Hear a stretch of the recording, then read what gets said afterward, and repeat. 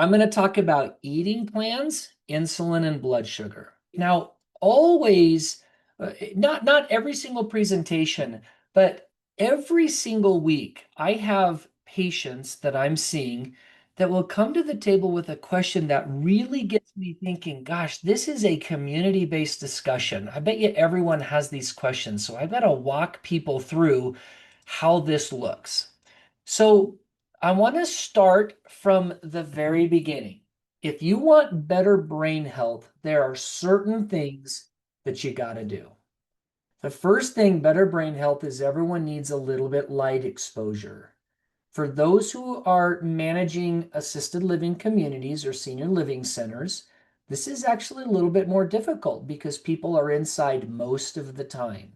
If you live and work in Idaho like I do, I get a lot of sun exposure in the summer and not very much in the winter. So light exposure is important. My goal isn't to walk through everything in grave detail, but you'll see where I'm headed with this. Then people need high quality sleep. They need healthy diets. Now, there's a lot that we could talk about from healthy diets. Today, I'm going to teach you the science of that. People need a little bit of stress reduction. When stress gets wound tight, people don't function as well. People need a little bit of physical activity. I had a patient in the last month that I asked her, tell me about your exercise program. And she says, well, I walk laps around my coffee table. And I said, wait, what? You do laps around your coffee table? She goes, yes, that's how I get my steps in every day. And I thought that was interesting. I don't disparage her for thinking that's how she's exercising, but I can tell you that's not what I view as exercise. That's just kind of walking around your coffee table. I think there needs to be more to it than that. The next thing is hormesis, stress. How do we have good stress on our body? Did you know that hyperbaric is a good stress? Sauna is a good stress on the body. Exercise is a good stress. Dental health, my gosh, we've got to have good dental health. And if we have seniors that their teeth are not well, that creates a problem for us. If we're young and we have bad dental health, that creates a problem for us. Alcohol and tobacco, you guys have heard me talk about this. I crossed out moderation. I'm not a believer in moderation in all things. When it comes to the common refrain with alcohol, I'm just a fan of leaving it behind. It creates challenges. And then a little bit of brain stimulation. Today, this is my focus right here. Is I'm going to circle back on this diet and talk about that for just a second. So this is how this happened. A patient of mine says, Randy, how do you understand food science? What do you recommend? Should I just be straight keto? Do I have to be super strict? Can I never eat something sweet for the rest of my life? Like I've heard that you're really strict and that you tell people they got to eat better. So give me the news. What do I got to do? And I spent my time talking to her about the science. So here's the science. Let me preface this. We have spent 50 years talking about food from a calorie perspective. If you read a label, the label will tell you how many calories are in that food item. If you go on a diet, the first thing that people say is, I'm cutting my calories. People measure calories. People are focused on calories. I think there's less focus on calories today than there was 10 years ago or 50 years ago, but still, this is part of the science. Another part of the science are the macros. Now, if you're new to this environment, or even if you're seasoned in the environment of macros, macros is a discussion about where do those calories come from? Do those calories come from a protein? Do they come from carbs, or do they come from fats? So a ketogenic diet is a macronutrient diet that's focused on fat. Bodybuilding diets are a macro diet that are primarily focused on proteins. So there's a lot of discussion about macros. Then we can get into dogma. Oh my goodness, dietary dogmas. This is talking about what style do you do? Are you a keto person? Are you a fasting or an intermittent fasting person? Are you a low carb? Are you a vegetarian? Are you a carnivore? Do you follow Mediterranean? Well, my cardiologist told me to do the DASH diet. and I have food sensitivity, so I'm gluten free, or I read toxic superfoods, so I don't eat lectins or histamine based foods. You see how complex this is getting? It's tricky. So I just want to talk about the science and the physiology of what food does to the human body. And I spent time drawing graphs. You wonder what I do in my spare time? Well, this week I just do a bunch of graphs. So I'm going to show you some graphs. Here they are. Don't mock my artwork because it's not freaking amazing, but I think it will illustrate. I'm a very visual person, so if I illustrate things visually, then maybe you'll say, oh my gosh, I understood it better today than I've ever understood it. So here's the background. Here's a graph of time. 6 o'clock in the morning, noon here in the middle, 6 p.m., midnight, and then we would be back the next day. So I drew a graph of the standard 3 squares a day if someone ate 3 meals. Here's kind of how they fall in the time frame. We wake up in the morning and we have our first meal first thing in the morning, and then we typically don't eat till lunchtime. And then at lunchtime, some people eat earlier, 11 o'clock, some people eat later. We have our next meal. And then at dinner time, we have our next meal. And then we stop eating and we go to bed. This is a very elementary standard view of 3 squares a day. Now, my line is representative, not of calories, not necessarily of macros. It's just kind of a blip in the map because I am going to talk about how much food, or I'm going to talk about what happens physiologically when we eat. So you're going to see my graphs change. But for the sake of orienting you to my thought process today, here's 3 meals in a day. Now, a very common American eating plan is a little bit different than what I just showed you. And let me explain what I mean by this. First thing in the morning, most people have their smallest meal. So they wake up in the morning and they have a little bit to eat. Many Americans might wake up and have a cup of coffee and a bagel. Or maybe they wake up and they have a glass of orange juice and a piece of leftover pizza. Maybe they make 2 eggs first thing in the morning and they have a piece of toast. It's a relatively small meal. And then at lunchtime, we have a little bit bigger meal. So you can see the difference in these. I've just put a little bit more quantity of food. And then after a long day, we're tired, we're hangry, we feel Betty White syndrome, we need a Snicker bar. We just need something. We go home and then we prepare a nice big meal, or we go out to dinner. And my belief system, now I'm speaking generally, not specifically, is this is the biggest meal as a common American diet. So a smaller meal at breakfast, a little bit larger meal at lunch, and then the biggest meal of the day is in the evening. Now, I want you to nod your head if you're with me. If you're like, yeah, I kind of see that. Leave a comment along the way. Post something that says, Randy, this is not how I do it. This is my approach.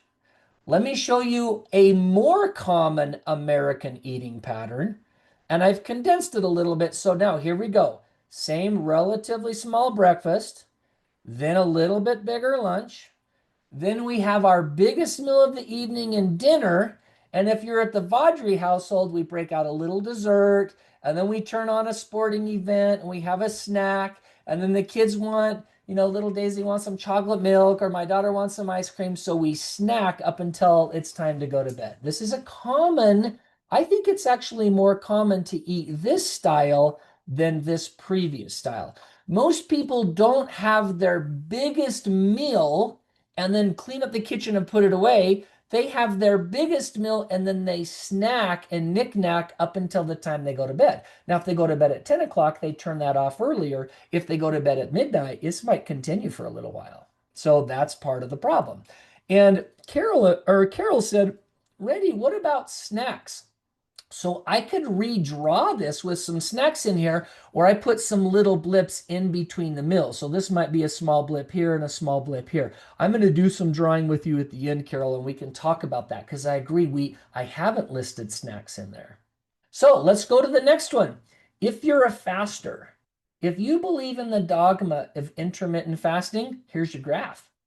You didn't eat anything all day long. Well, that's a boring graph. That's not very entertaining. Well, what about people that believe in intermittent fasting? So here's how it changes. We wake up first thing in the morning, and in my experience, this is not just what Randy believes, but it's kind of after consulting with thousands of patients. Most patients prefer to skip breakfast if they're going to skip a meal in intermittent fast. So it's easy to skip breakfast. They don't feel hungry in the morning. So they skip breakfast and then they're going to have their first meal somewhere around 11 or 12 o'clock. So it's a little bit bigger meal.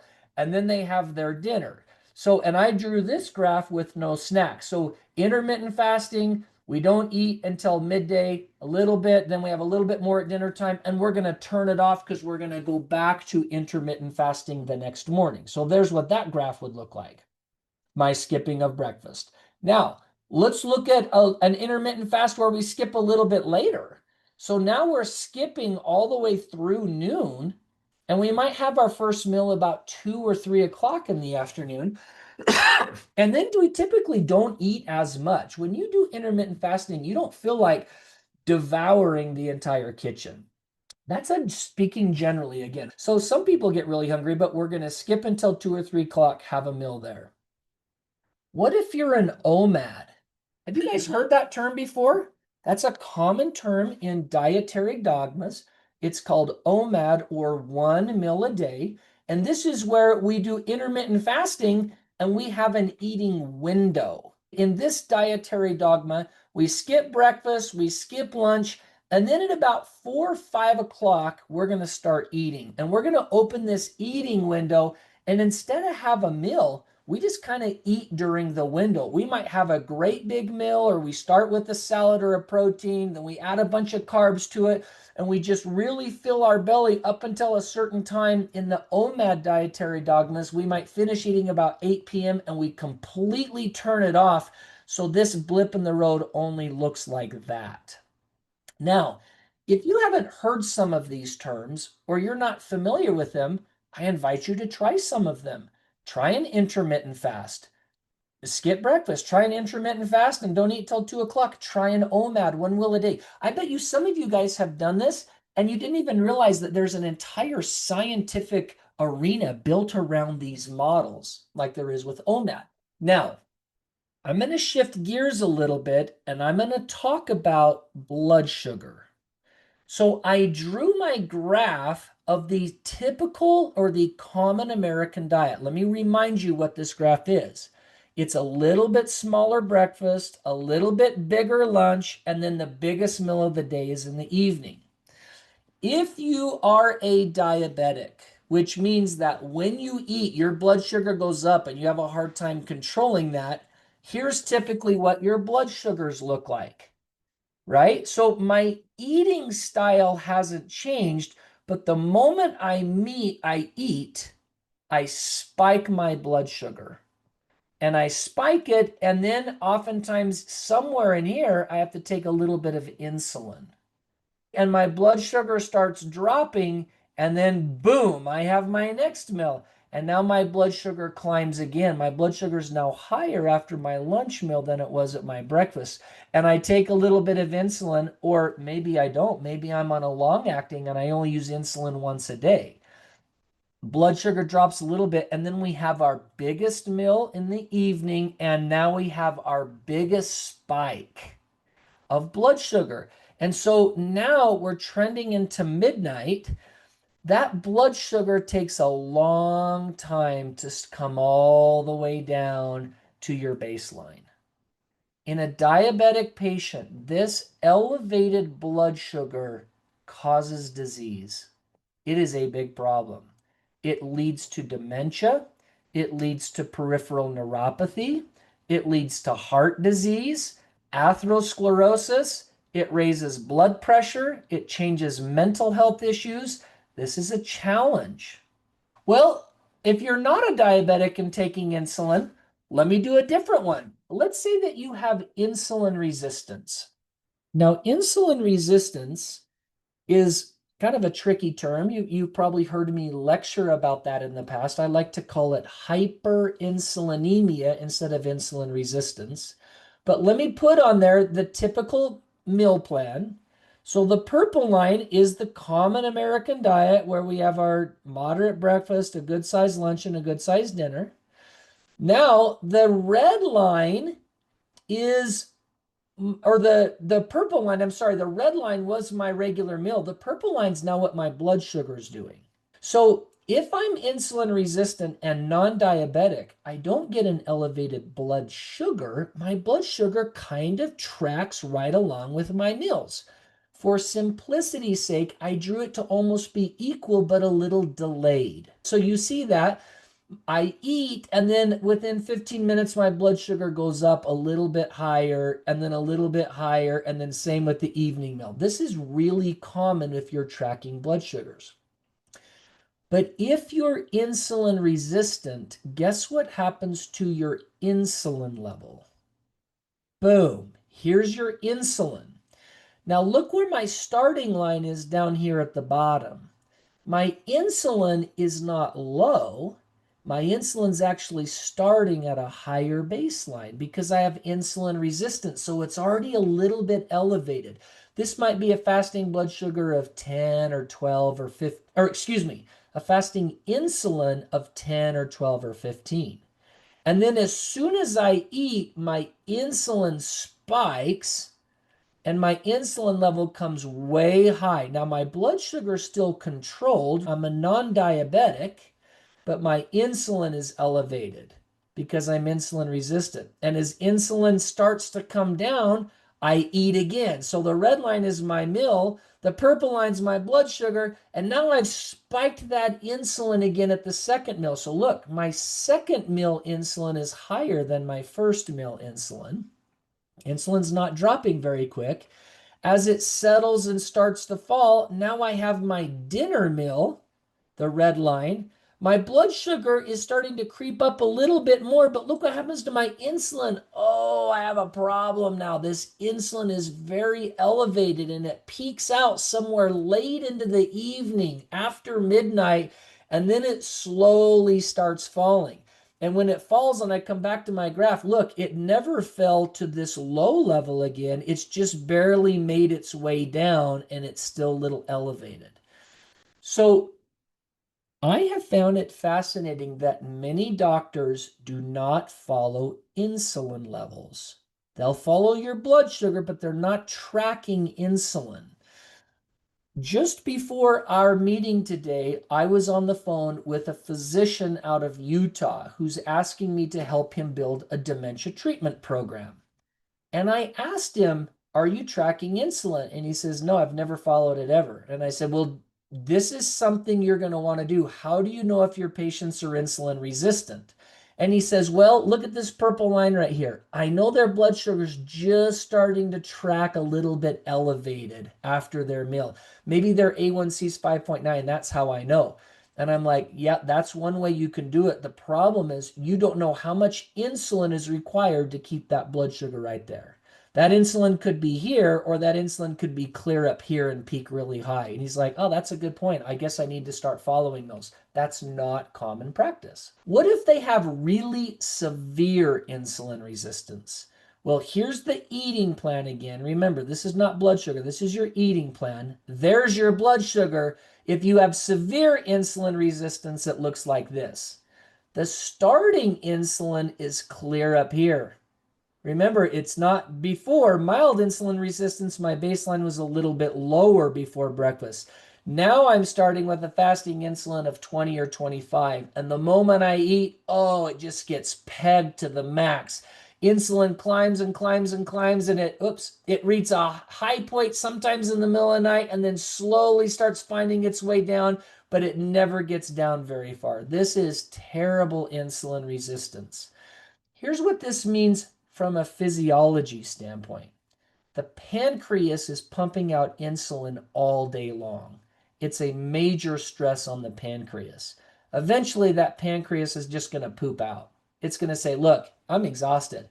I've been spitting out insulin even when you're not even eating, and I'm tired. And then we go into pancreatic failure. That's a scary word. Pancreatic failure means that the pancreas just can no longer produce insulin to keep up with the insulin resistance. And so now blood sugar starts coming up because you lose insulin. And that's where insulin resistance kind of trends into diabetes. So this is the power slide. Bum, ba-da-da. If you have a cell phone and you like to take notes on my lecture, this is the one you want to take a picture of, because this is how I would recommend that you stimulate insulin. So I didn't draw the diet or how you eat. I just drew the insulin graph because I wanted you to focus on this. First thing in the morning, we want a low insulin, and then we would stimulate our insulin levels. And then insulin comes down, and we might stimulate it one more time, but a much lower level at lunchtime. And then we're done stimulating insulin, and then it fades completely out all night long. When people say, Randy, are you a keto? Are you a low carb? Are you a DASH diet, Mediterranean, vegetarian, carnivore? What are you? I say, look, you got to control for insulin levels. I'm a guy who wants to be focused on insulin. So how do we do that? Well, if you eat 3 meals a day, you can still have this insulin graph look like this without a fasting diet, without being full keto or carnivore. So how would you do that? Let me show you. Your breakfast meal would be your meal where you have the highest amount of carbohydrate that you're going to eat that day. So if I want to have a little bacon and eggs, that's where I might have a slice of toast, or I might have fruit, or if you love orange juice, which I'm not a fan of drinking calories, but I get some people are. Keep in mind we want the highest carb meal at breakfast because we want that insulin peak first thing in the morning. And then at lunchtime, we get a little less carbohydrate. So we're still having proteins, we're still having salads, we're still having vegetables. Remember, these meals we're still eating, but we're being conscientious about our carb load. And look at that dinner meal right there. Dinner would be a no carb meal, no active carb, no impact carbs. This is where we might say no bread, no pasta. We don't eat ice cream. We don't eat carbohydrates at that evening meal because we want insulin to not be spiked again, and we want it to come down and level out at this meal. So when people say, Randy, are you a keto guy? I say, oh, I like keto. My dinner last night was keto. And they're like, what do you mean your dinner was keto? Are you keto or are you not keto? And I'm like, I get to select my dietary dogma by the meal, not by the month. So my breakfast was a higher carb breakfast. My lunch was a lower carb breakfast, and my dinner was a keto.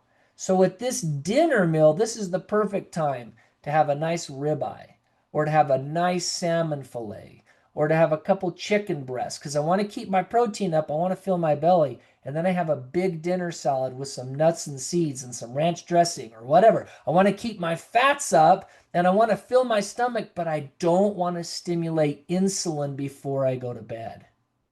I hope that makes sense. I'm talking about the science, the food science, the physiology, not a dogma, nothing else. I'm just talking about how food affects the body. So let's talk about keto for a second. Am I anti-keto? Of course not. I like keto. The challenge with keto is that keto is very restrictive. If you live only keto, you're never going to eat a banana. You're never going to eat grapes. You're going to only eat fruit that would have a very low amount of sugar. Now, is there anything wrong with that? Of course not. But I like a banana once in a while, but I would have that banana in the morning so I have that impact. So look, here's how keto impacts insulin. Keto shouldn't impact insulin very much. Someone who has a little bit of insulin resistance will still stimulate a little bit of insulin when they eat a protein, when they eat a ribeye, or when they have salad dressing, or when there's a blueberry in there. You'll pick it a little bit, but it's not that big a deal. So keto is really designed to control insulin and blood sugar. That's what keto is designed to do. So if I go back to my previous graph, man, I am a huge supporter of keto at the dinner meal. But if I'm trying not to be too strict, I might allow someone over here to have an apple first thing in the morning. So now let's do the next one. Randy's recommendation is that this is how we spike insulin. I would also add exercise right here after that morning meal. So remember, this is where we're spiking insulin. This is our highest carbohydrate load. There is no better time on the planet than to exercise right here associated with that meal. And it's because the impact of that insulin stimulus and that elevated blood sugar is dramatically altered because you just engaged in physical activity. So it's so magical to the body. And then guess what? That insulin peak actually goes down. So this is my insulin peak, and my exercise helps bring that, instead of that insulin peak going way high, it comes down. And then guess what I'm going to do? After my lunch meal, instead of going back to a heavy exercise, I'm just going to go on a simple walk, because any amount of physical activity associated with eating lowers the impact of insulin and blood sugar. Isn't that amazing? So now I want to show you another magical line. I call it the magical line of weight loss. There isn't a woman listening to my call. Maybe there is, but there isn't a woman listening today that doesn't want to lose 10 pounds. Maybe they're out there. I don't think I've ever met them. Most women, when I meet them, they can be the absolute most beautiful woman on the planet. And they say, oh, if I could just lose 10 pounds, this is horrible. So I'm teasing, of course. Women, I think you're all beautiful. Men like women to be a little bit curvy, and women want to be as thin as a 2x4. So this magical line of weight loss, let me show you why I'm recommending an eating style like this. What happens is when you peak your insulin level, insulin is what causes weight gain. Insulin is a growth promoter. Insulin causes us to store fat. Insulin changes the way our liver metabolizes fat. So if I draw this magic line of weight loss right here, and I say, you're going to have a hard time losing weight if your insulin is above this curve. So first morning, I wake up and I have my first meal, and my insulin in the yellow line peaks associated with that because I'm having some carbohydrate, but I'm exercising, so I lower that. Insulin comes down, and look, oh, I got this little window right here where my insulin dropped below the magic line of weight loss, and I can actually start losing a little bit of weight. But then I have my lunch meal, and I eat again, and I peak my insulin, but look at this insulin graph. It's just barely above the line. And when it drops for good, because my dinner meal is going to be keto. And when I eat that keto meal, I don't peak insulin again. I stay below the magic line of weight loss. So now let's look at time. Let's say that insulin level drops below the line where I'm going to lose weight at, say, 1 or 2 o'clock in the afternoon. And my dinner meal is a keto meal. I don't eat bread. I don't eat pasta. I have a big piece of fish and a nice dinner salad. And my insulin stays low. And then it stays low all night long. I still ate. I just didn't stimulate insulin. And now it stays low all night long, and you become a fat-burning machine from 2 o'clock on. And you burn fat all through the night. You'll burn more calories sleeping than you would have first thing in the morning with your exercise routine. Because the exercise routine you did lasts 45 minutes. But you turn yourself into a fat-burning machine from 2 o'clock in the afternoon until your next breakfast meal. Now you spent 16 hours in a fat-burning mode. Fat-burning mode in medicine is called beta oxidation. That's the actual term for it in food science. And so there's a way to hack this system where you don't just have to be keto 24/7. You just have to be keto for a short period of time. And this allows you to have a little bit of fruit or have a piece of toast first thing in the morning or have something in the early afternoon where you don't have to be so wicked strict that you feel like you hate your life because you don't get to eat anything. Now you just be wicked strict at that evening meal. So the interesting thing is, I worked with a doctor for many years who taught this principle, and he said, you should eat breakfast like a king, lunch like a prince, and dinner like a pauper. Man, I always loved that term. I spent my entire 20-year career teaching people this principle. And then all of a sudden, the dogmas of diets take hold. And people say, well, macro, macro, macro. I'm counting my macros. Well, guess what? They're still having a fair amount of carbohydrates late into the evening. Why? Because remember, the standard American diet is we have our biggest meal in the evening. And so if we could shift a little bit and push those carbohydrate macros to earlier in the day, you change your body's physiology to look like this. I have people all the time that will say, oh my gosh, I can't believe I just slowly gained weight over time. I haven't changed anything. I'm not eating anymore and I'm still exercising. And this principle comes to mind. I'm like, oh, if I could just spend 15 minutes with you and help you to understand how to shift your carbohydrates to first thing in the morning and you exercise first thing in the morning, you'll actually change your physiology. So I'm going to open this up. Oh, I love it. Carol says, ice cream for breakfast. Kathy says, oh my gosh, this makes so much sense. It's true. I tell people, if you've got to have ice cream, the best time to eat it is first thing in the morning associated with exercise.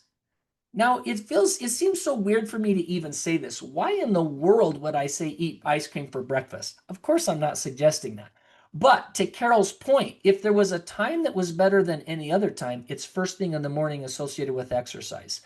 Did you know that your body is more insulin resistant at 10 o'clock at night than it is 10 o'clock in the morning?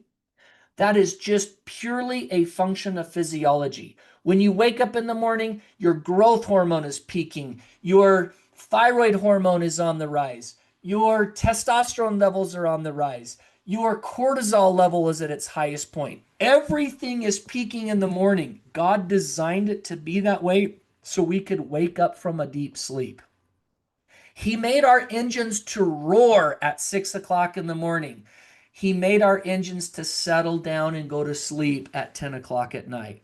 How in the world we went from skipping breakfast to the biggest meal in the evening is in large part why we have so much challenge with insulin resistance in our country. If we could just switch it to do the Dr. Willie style, where we eat breakfast like a king, lunch like a prince, dinner like a pauper, and then at that dinner meal, we're keto driven. We don't eat that bowl of ice cream. We don't have huge plates of pasta. We just have a nice protein and good vegetables. And everyone here knows this. You do not feel good when you go to bed and your stomach is bloated. You had your biggest meal, you just like, ugh, I don't even feel good. You lay there and wish you hadn't eaten like you just ate. Every time I go on vacation and we go to nice big dinner meals, in my mind I'm thinking, oh, this looks so good, but I hate eating huge meals at dinner time. I would much rather go to a fancy restaurant at 8 o'clock in the morning, have a huge breakfast, and then go be active all day long. So this trajectory that I've talked about, where I think we can actually change cognitive decline. Now, remember, as age advances over time, cognitive impairment is going down, down, down, down, down. Is there anything we can do to slow that down? What are you willing to consider? When we talk about the enhanced protocol, sometimes saying, hey, listen, we can slow it down. We might even be able to make it a little bit better. It just depends on who we're treating. But I'm here to tell you, this is related to food intake. The way that we eat, in large part, has a predictor of how this graph settles out over time. If you're running a senior living community, think about this. Think about, what does the dinner meal look like compared to the morning meal? And you can't control people. You can't force them. There's laws that say how we have. I'm okay with that. But the more our community as a whole understands the principles of long-term success, then you're able to take pieces of the ketogenic diet or the meta training or the low carb and plug them in by meal. We might have a keto meal and we might have other meals that are higher carb. I think you get the idea.